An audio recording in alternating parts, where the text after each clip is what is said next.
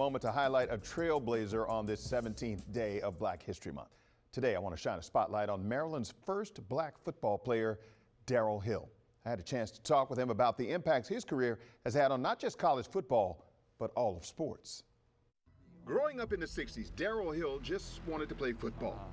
He never thought about breaking the color barrier in high school, but he did. I had gone to Gonzaga, and I was the first and only black on the team. He did it again at the Naval Academy. I was the first African-American to play football for any military academy. Where he played with Dallas Cowboys legendary quarterback Roger Staubach. I was a receiver, Roger was a passer, and we're still good friends to this day. And even though I went to Dallas. Hill left the Naval Academy after one season. But in 1963, for the third time, Hill was once again the first. Maryland Terps assistant coach Lee Corso recruited him to play wide receiver. He said, look, we want you to come to College Park and visit the campus. I said, well, why, coach? You forgot what conference you're playing in, right? He said, well, that's just the point. The Board of Trustees in Maryland has decided that this segregated approach that the ACC has is not tenable. Hill suited up and became the first black football player, not just for the Terps, but for the Atlantic Coast Conference and in the entire southern region.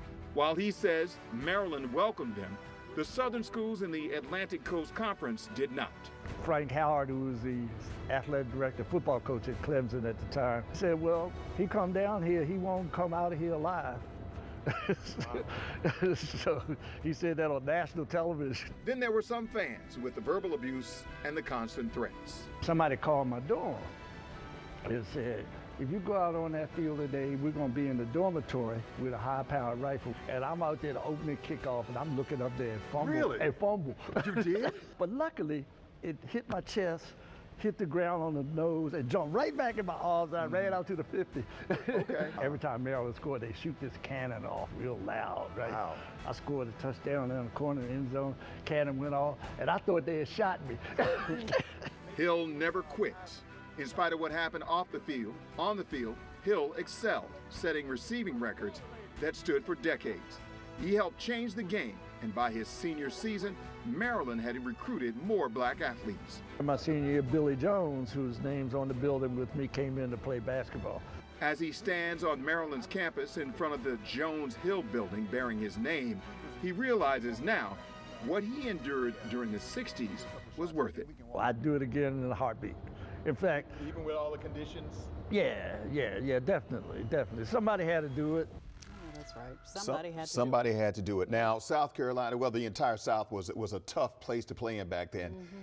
He told me the story about when they played Clemson, in addition to the coach for Clemson saying that he wasn't going to make it out alive at the time. On national television. On national television. Right. His mother came to the game to watch him play against Clemson. They refused to let her in because of the whites-only stadium. They refused to let her in, so the athletic director of Clemson had to come down and escort her up to the box so she could watch her son play. Right. He set records that day. Yeah. That was just an example of some of the difficulties he faced as a 19, 20-year-old student. And as he said, he just wanted to play football. Right. And all this racial and the death threats and all the other things.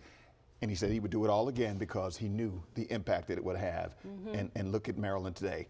Mike Loxley is the head coach, first black head coach at Maryland.